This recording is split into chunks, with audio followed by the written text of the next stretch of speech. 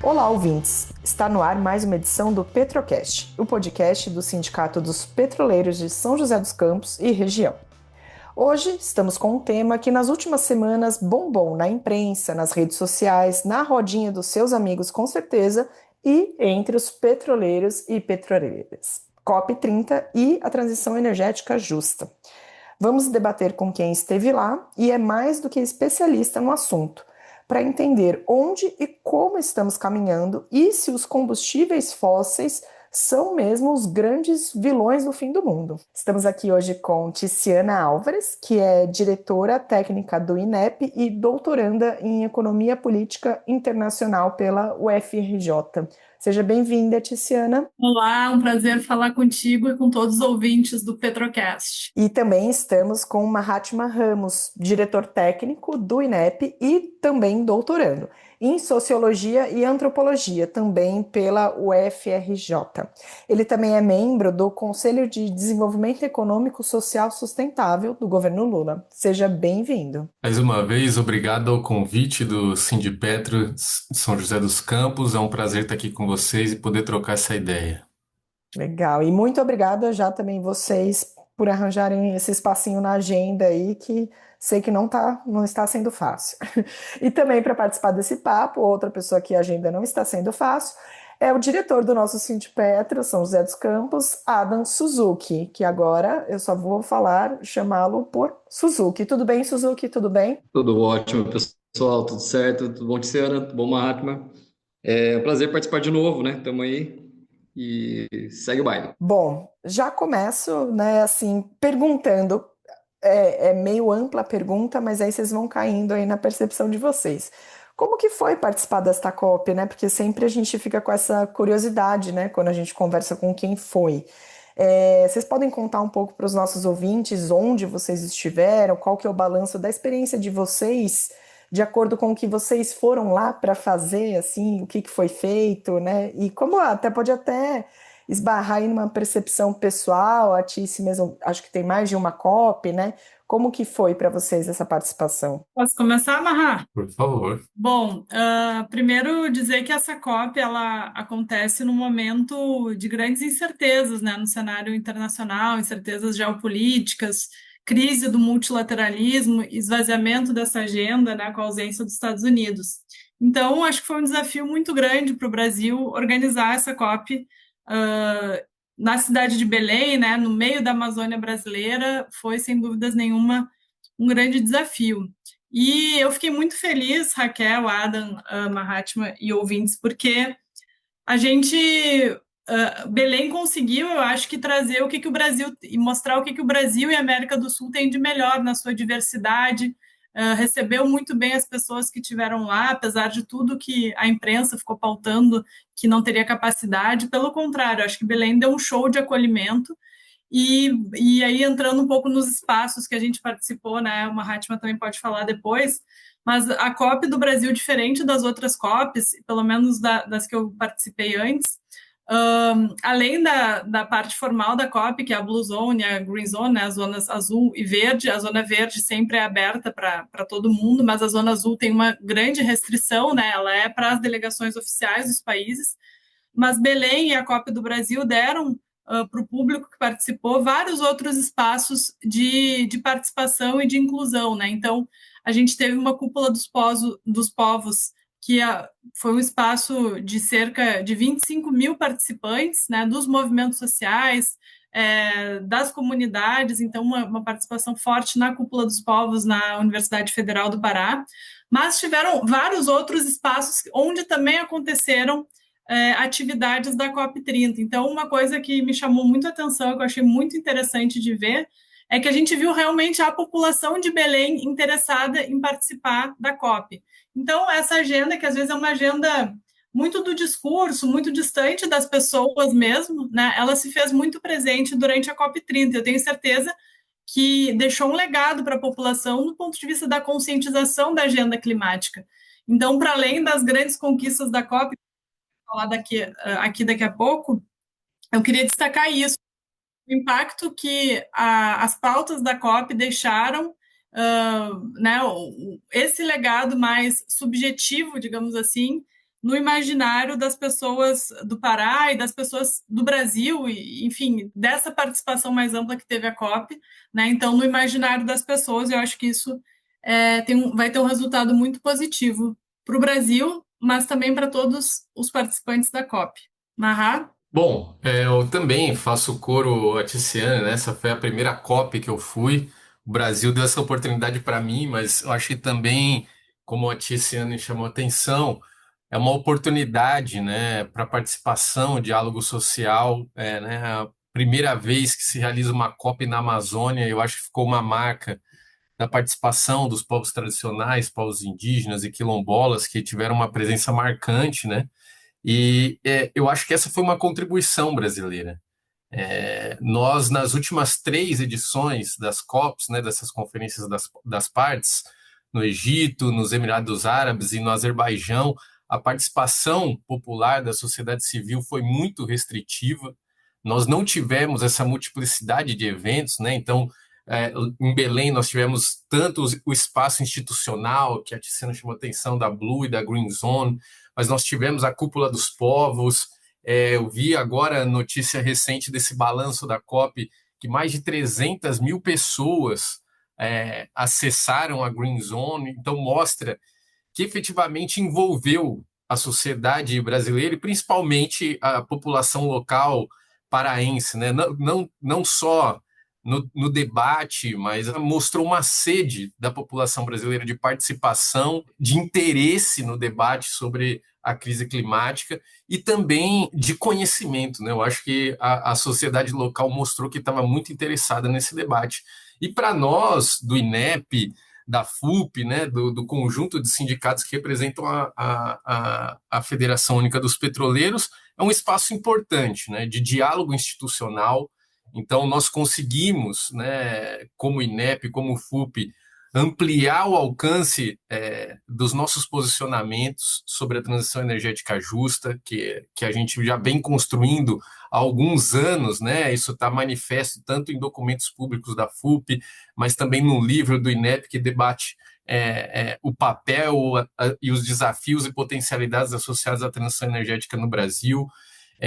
Nós dialogamos também com representações do governo federal brasileiro, então nós pudemos apresentar o posicionamento da FUP sobre transição energética justa, o observatório do setor de óleo e gás que o INEP lançou nessa COP para o Ministério da Fazenda e para o Ministério do Trabalho do governo brasileiro. Nós pudemos dialogar também com o Ministério de Transição Ecológica da Espanha sobre a experiência espanhola e como o Brasil pode avançar nessa agenda da transição energética justa aqui no Brasil, e ampliamos também o nosso diálogo com atores da sociedade civil, né?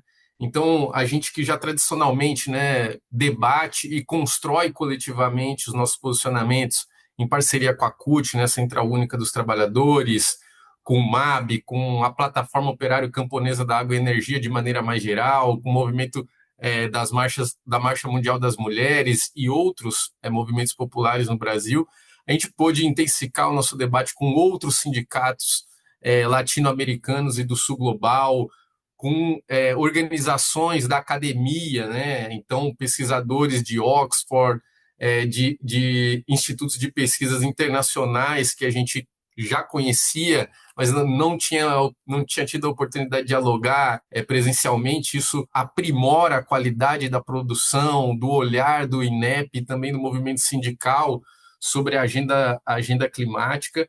E, claro, a gente pode sedimentar, né, consolidar e apresentar para esses atores internacionais, tanto na Blue Zone e Green Zone, mas também na Cúpula dos Povos, o olhar que os petroleiros e petroleiras brasileiros têm sobre a transição energética e sobre o papel da indústria de óleo e gás e dos trabalhadores na construção de soluções efetivamente justas e democráticas para a gente avançar, né, no enfrentamento da crise climática. Que bacana. Eu imagino que em nenhum outro lugar, né, vocês tiveram essa oportunidade.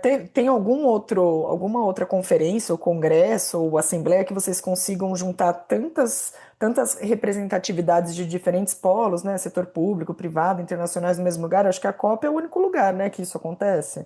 É que você estava me falando, agora eu pensei, nossa, que baita oportunidade, né, de juntar todo mundo no mesmo espaço. Acho que isso só acontece lá, né? Eu não diria que só acontece lá, mas lá é sim um local, né, Tiziana, bem privilegiado, né, que Você- coloca num espaço relativamente pequeno, né, de tempo e Uhum. territorial, uma série de atores que você precisa construir agendas num mundo polarizado, com a fragilidade no debate internacional. Ele é um espaço privilegiado, mas não é o único. Eu acho que o movimento sindical brasileiro, a academia brasileira, os centros de pesquisa já têm uma tradição de debate e construção coletiva, né, de posicionamentos e agendas de ação. Assim, até para também não dourar muito a pílula, né, a gente tem que falar, eu acho que a Ticena pode dar exemplos também nesse sentido, dos limites, né? A COP é um espaço muito formal de negociação, um debate que é restrito a poucos atores, né? A própria FUP foi com uma delegação bem grande de representantes para lá, mas nem todos tiveram acesso a esse espaço formal, né? Porque exigia uma burocracia e aprovação das Nações Unidas e do governo brasileiro para acessar essa zona. Então, na verdade, para a gente talvez o Brasil foi um espaço que ampliou, né? Se fala em mais de 3 mil brasileiros que participaram, né? No universo de quase 56 mil pessoas que participaram desse espaço formal ali da COP, tenha possibilitado essa participação, mas eu acho que não é o único espaço e a sociedade civil tem que construir, né? A gente advoga muito que precisa construir esses espaços paralelos, né? Como a Cúpula dos Povos, que aconteceu no G20 o ano passado e aconteceu agora durante a COP, mas sim, é um espaço bem importante de participação popular. Legal. Eu puxei a pergunta. Ah, pode falar, Tice. Desculpa, Raquel, não é que o Mahatma mencionou agora, assim, o G20, acho que o Brasil tem essa tradição, né, de quando traz grandes eventos para cá, a gente amplia a participação, tenta pelo menos fazer com que a participação da sociedade civil seja, ela aconteça, né, seja garantida.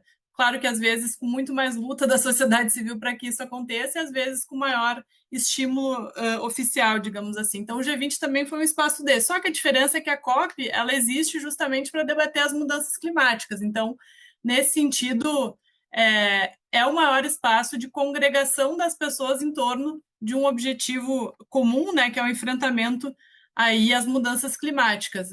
Sendo o Brasil um país democrático que ajuda, né, estimula, digamos assim, a participação social, esse ambiente acaba sendo muito mais fértil do que se acontecesse em outros espaços, né?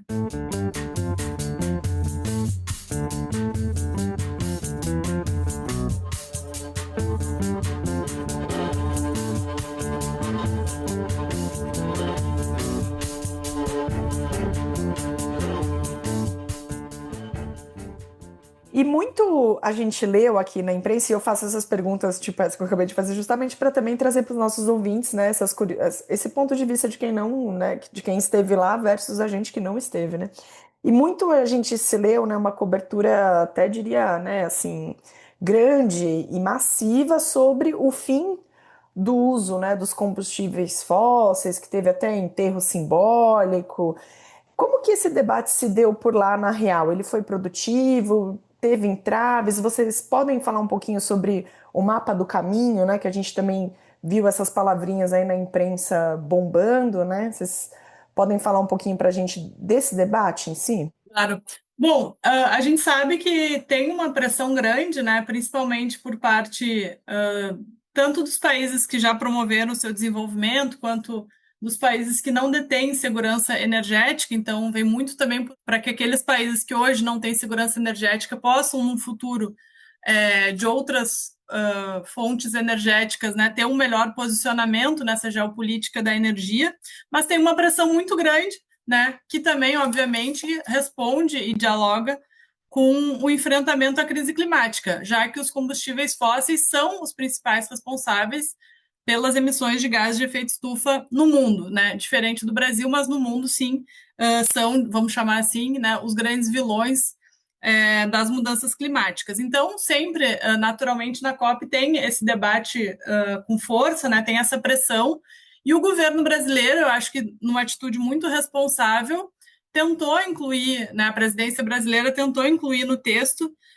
essa questão do mapa do caminho para uma transição dos combustíveis fósseis, né, e que essa transição fosse justa e equitativa e ordenada, né? Então, eu acho que foi um gesto importante do governo brasileiro. Acho que houve um esforço do governo brasileiro, diga-se de passagem, Raquel, porque o governo pautou também essa COP ao longo do tempo, quando eu digo governo, a própria presidência da COP, para que fosse uma COP que desse sinais claros de implementação. Então, que se saísse da questão dos discursos ou das metas e que houvesse resultados concretos do ponto de vista da implementação. Eu acho que é disso que surge a história, né, a sugestão, a proposta do mapa do caminho, né, que, diga-se de passagem, não era só para a transição dos combustíveis fósseis, né, eram 2 mapas do caminho, um dos combustíveis fósseis e outro para interromper e reverter o desmatamento, que no Brasil, no caso brasileiro, da matriz de emissões brasileira, essa sim responde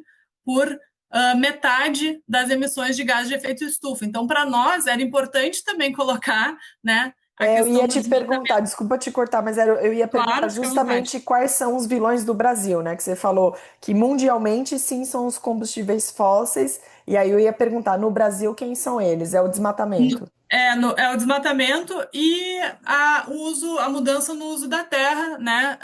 Sobretudo a agropecuária. Então, esses dois, o desmatamento, a mudança do uso da terra e a agropecuária, né, essas 3 coisas que são, na verdade, 2, o desmatamento e a agropecuária, elas respondem por 75% das emissões de gás de efeito estufa no Brasil. E o setor energético por 18%. Então, olha como é diferente da média mundial. O que nos traz para um debate, que é uma questão central que o INEP tentou levar para a COP, inclusive porque a gente lançou um observatório da transição energética no setor de óleo e gás, depois acho que a gente vai falar mais nisso, mas é essa necessidade da gente olhar para o Brasil e para a realidade brasileira para pensar as nossas contribuições, né, para o freio das mudanças climáticas. Então, o Brasil ele não pode importar modelos, né, porque o Brasil tem uma realidade completamente distinta. Não só o nosso setor energético, ele não é o principal, entre aspas, vilão das emissões, como também o nosso setor energético, ele emite muito menos do que a média das emissões do setor energético mundial, sobretudo o setor de óleo e gás. Então, o mesmo setor de óleo e gás, dentro do setor energético, o setor de óleo e gás, ele tem, por características geológicas e também tecnológicas, uma emissão de carbono e de outros gases menor do que a média dessas atividades no mundo. Então, se o Brasil é diferente, se a nossa matriz de emissões é diferente, se os desafios do desenvolvimento brasileiro, sendo o Brasil um país do sul global, né, que precisa ainda, por exemplo, avançar em outros aspectos do desenvolvimento nacional, do combate à pobreza energética, né, da inclusão energética para a maioria das pessoas, é verdade que a gente precisa pensar num caminho próprio para o nosso mapa do caminho. Ele é diferente do mapa do caminho dos outros, né? Ele tem que ser um mapa do caminho baseado na realidade brasileira, porque senão a gente corre o risco de, sei lá, reduzir um pouco as emissões de gás de efeito estufa no setor energético, mas não reduzir o principal, ou reduzir isso, mas aumentar a pobreza, gerar desemprego, não fazer a chamada transição justa. Então, esse é um pouco acho que do extrato, né, daquilo que a gente tentou, do debate que a gente tentou levar e até problematizar na COP, porque senão fica num discurso um pouco fácil e muito importado a partir dos interesses nacionais de outros países, né, sobretudo ali dos países da União Europeia. Sim, complementando o que a Tiziana falou, Raquel, e Suzuki, eu acho que é um papel do INEP, da FUP, dos petroleiros e petroleiras, colocar a indústria do óleo e gás e o combustível fóssil no debate sobre a urgência climática e a construção de soluções, né, promoção de soluções para a descarbonização da matriz energética global e do avanço em novas rotas tecnológicas, né? Eu acho que não haverá solução para a crise climática sem o setor de óleo e gás, né? Porque há uma dependência efetiva do mundo, né? Das atividades humanas, dos serviços, das atividades econômicas, comerciais, de transporte dos combustíveis fósseis. E nenhuma transição ocorre de maneira rápida e acelerada. Pelo menos é o que mostra a história, né, do setor energético global. Então, para nós, no INEP, colocar esse debate à frente é muito importante. E eu acho que a presidência brasileira da COP, ao propor, né, esse roadmap, ou esse mapa do caminho para se afastar ou reduzir a dependência dos combustíveis fósseis e o fim do desmatamento, né, eu acho que eram 2 grupos de trabalho que pensariam a construção de metas, compromissos, formas de implementação desses 2 eixos, é algo que é muito bem-vindo, né, para esse mundo da diplomacia ambiental, mas, ao mesmo tempo, é um debate muito sensível, porque falar em transição energética e sobre o papel dos combustíveis fósseis, a gente tem que pensar, sim, a realidade global, mas à luz das características, das singularidades, das potencialidades e desafios de cada território. E a gente já percebeu que a complexidade energética, econômica, social e ambiental de cada território é muito distinta. E é isso que a Tiziana falou. O Brasil tem características próprias, tem desafios próprios que são muito diferentes da média global, né? Então, a gente pode e deve, sim, como um país, como uma nação, contribuir para a descarbonização, mas de acordo com os nossos interesses, os nossos potenciais e o que a gente definir que é o plano de desenvolvimento que o Brasil quer implementar, né? Então, assim, a gente acha louvável essa iniciativa, né? Ela já apareceu, esse debate, na COP28 em Dubai, mas a presidência brasileira colocou de maneira muito firme no debate técnico, mas foi uma agenda, uma proposta que acabou não entrando na versão final, né, das negociações que eles dizem políticas de alto nível, né, da COP, né? Por quê? Justamente por essa sensibilidade, né? Primeiro, os Estados Unidos não participar desse debate da COP enfraquece sobremaneira qualquer decisão de grande monta como essa, e a gente vê uma série de países que ainda são fortemente dependentes de óleo e gás, né, ou dos combustíveis fósseis também, incluindo o carvão, se opondo a essa medida, e até países comercialmente próximos do Brasil, como os BRICS, China, Índia e Rússia, que são muito dependentes, e também, no caso da Rússia, exportadora de gás natural, uma restrição muito grande a esse tipo de proposta. Mas não é só desses países, né? Eu acho que a próprio país da União Europeia também impõe barreiras a esse tipo de proposta. Então, é muito difícil, e esse eu acho que é a grande dificuldade que a gente chama atenção, né? A transição energética envolve desafios do ponto de vista tecnológico, do ponto de vista técnico, do ponto de vista do trabalho, do ponto de vista da organização das cadeias globais de valor, mas, sobretudo, envolve um desafio político, de concertação, de construção de acordos. E eu acho que essa iniciativa do Brasil veio nessa direção, de tentar colocar à mesa um debate transparente entre as grandes potências mundiais de como avançar nesse processo. Uhum. E respeitando as singularidades desses países. Mas, aparentemente, a diplomacia do clima ainda não está pronta para esse debate.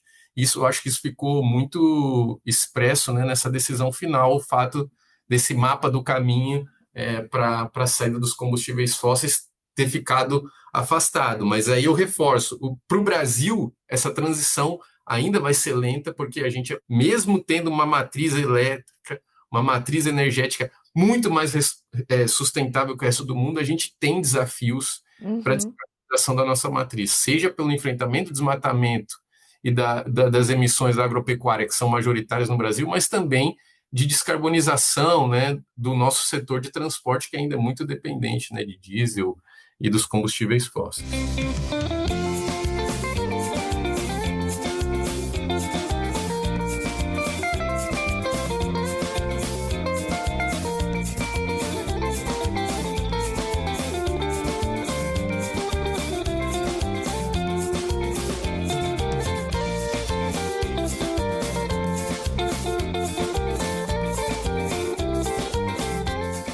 Falando do plano de transição energética justa para o setor de óleo e gás, né, que foi apresentado, inclusive lá na COP, né, por vocês, o Sim. pessoal da FUP, enfim. Acho que você acabou entrando aí um pouquinho nele. Eu queria que a gente, resumidamente, né, falasse um pouco diretamente para os petroleiros e petroleiras o que que ele traz, né, nesse plano, que inclusive está lá no nosso site, no site da FUP, né, quem quiser também consultar, mas eu queria que vocês falassem um pouquinho desse plano em si, o que que vocês trouxeram de mais relevante lá na apresentação e qual que é o entendimento prioritário, né, para as pessoas que trabalham nesse setor. Eu acho que a FUP tenta fazer de forma muito responsável esse debate, entendendo que um pouco essa realidade que o Mahatma acabou de trazer, né, esse pano de fundo, que a transição energética ela é ao mesmo tempo uma necessidade histórica, né, que a gente está vivendo, mas ela é também um processo que vai ser cheio de idas e vindas, que não vai ser linear e que vai depender muito das características, né, geopolíticas, tecnológicas, de financiamento do período atual, do período presente. Mas a FUP, então, ela é um debate que os petroleiros e petroleiras vêm fazendo, que ela precisa ser justa, né? E esse conceito de transição justa é um conceito oriundo lá da década de 70, dos sindicatos, né? Então foram sindicatos mesmo que fizeram essa conceituação. Então, justa subentende-se de que tem que ser uma transição que não deixe ninguém para trás, né? Que incorpore a força de trabalho existente nas novas, na transição, né? Nas novas cadeias produtivas que a gente espera que sejam criadas a partir dessa transição, mas que só justa não basta para definir como deve ser a transição, porque ela precisa incorporar duas outras dimensões também. A dimensão da soberania nacional, então ligar a transição justa a um projeto nacional de desenvolvimento de acordo com a realidade brasileira, né, e que tenha uma centralidade num caminho público que garanta uma energia acessível para a população. E a outra dimensão, que é justamente a dimensão popular. Então, ela precisa ser justa, soberana e popular, envolvendo e incluindo as populações afetadas e a necessidade de desenvolvimento regional e sustentável. Para que ela seja justa, soberana e popular, ela vai além. Ela diz que ela precisa ser associada, portanto, a um novo processo de industrialização no Brasil. Porque o que caracteriza o setor de óleo e gás no Brasil e no mundo, né, é justamente o alto valor agregado, ser intensivo em capital e em trabalho. Então, não basta a gente fazer um pouco do processo que já veio sendo feito até aqui, da diversificação energética da nossa matriz aqui no Brasil. Por quê? Porque isso, apesar de gerar uma matriz mais renovável, não tem gerado emprego, não tem incluído as populações afetadas, né? Não tem gerado tarifas mais baratas e nem promovido a inclusão energética, pelo contrário, né? Então, para que ela seja realmente justa, ela vai ter que ser associada a um projeto de industrialização ou de neoindustrialização no Brasil a partir das vantagens comparativas que a gente também tem para as renováveis, né? Então, a gente tem uma alta incidência de sol, de ventos, né? Uma quantidade de água abundante. Então, a gente tem as matérias-primas básicas para que a gente tenha uma transição energética, né? Agora, para que ela seja justa, ela precisa formar essas novas cadeias produtivas, fazer a agregação de valor dentro do território nacional, incluir as comunidades atingidas, né, que a gente tem o exemplo, principalmente do Nordeste brasileiro, do processo que foi a implantação dos parques eólicos, que deixou muitos rastros de violência nos territórios onde foram feitas essas implantações desses parques. Então, a gente precisa garantir que seja também soberana e popular, para que o Brasil consiga se posicionar de uma forma mais autônoma nessa nova divisão internacional do trabalho que vai emergir a partir da transição energética. Ótimo resumo, hein, Tiz? Suzuki, a gente andou divulgando também, né, aqui esse plano aqui em São José, e vocês da diretoria também conversaram, né, com a base, com os petroleiros sobre isso. Eu queria que você trouxesse também, você também teve numa oficina, né, do INEP sobre desenvolvimento de indústria verde. Como que você enxerga a leitura desse tema aqui com os companheiros da cidade e região? Olha, eu vou responder gerando dúvidas e perguntas para todo o debate, que eu acho que está muito interessante esse debate. Esse ponto que a Tice trouxe, que a transição energética tem que ser justa, mas também tem que ser soberana e popular, eu acho que esse é um ponto muito importante de se ater, né? Porque é isso, a gente já fez algumas conversas sobre esse tema e eu continuo batendo no fato que a gente precisa pensar sobre o que é essa justiça, porque a transição energética ela vai ocorrer de uma forma ou de outra. Agora, para ela ser justa, a gente precisa discutir a justiça e passar por esse ponto, né? A gente tem muita dificuldade, né, como trabalhador, sim, nas condições de trabalho como um todo dentro do sistema da Petrobras, na refinaria, seja para os próprios como para os empregados contratados de empresas terceirizadas. A gente tem muita dificuldade em responder essa questão da justiça. E a gente já tem essa complicação hoje, imagina nesse processo de transição energética, né? E aí, assim, eu trago a reflexão nesse sentido para o debate.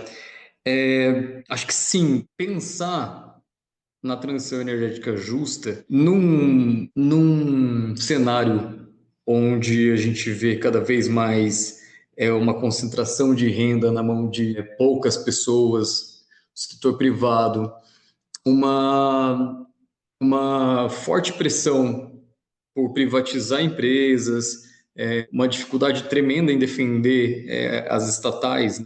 Eu acho que esse caminho é um caminho muito difícil de garantir uma transição justa. Então, é preciso, né, entrar com essa questão da soberania de forma muito, muito forte na consciência das pessoas, dos trabalhadores em geral, e entender o que essa soberania significa, né? Entender que se essa transição se der num processo financeirizado, esse valor que vai gerar dentro desse processo não vai ser distribuído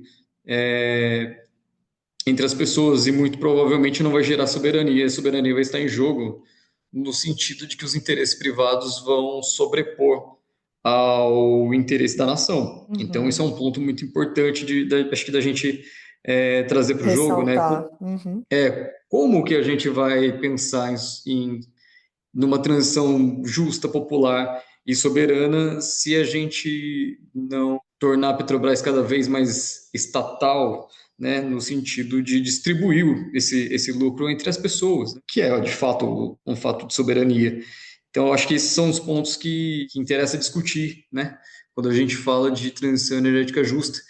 E é um ponto, né, falar de transição energética para as pessoas que estão no chão de fábrica já é um pouco distante, mas entender a justiça da distribuição dessa riqueza que vai gerar, que o petróleo gera, e como isso pode transformar a vida das pessoas numa transição, nesse processo de transição, eu acho que é um ponto que a gente precisa pegar mais, sabe? Eu acho que é por aí que a gente começa a trazer essa consciência. Legal. Bom, gente, essa foi só a primeira parte do nosso papo. Como vocês sabem, a gente divide aqui o Petrocast em 2 partes. Voltamos já com mais conversa com Tiziana, Mahatma e Suzuki. Obrigada a você, ouvinte. Nos encontramos na segunda parte.